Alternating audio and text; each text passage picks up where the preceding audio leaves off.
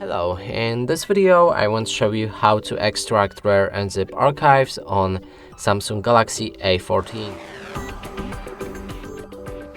And to do this you will need to open the Rar app I showed you previously on how to download it. Then find the files that you want to unpack, click on them.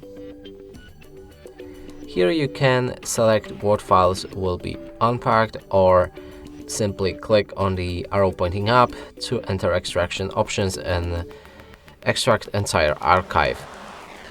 We can customize the settings, but it's not necessary. I'm just gonna go with browse to change the designation where the files will be placed. So let's go for a movies folder, click on OK, then when you're ready click on OK again and your files should be extracted.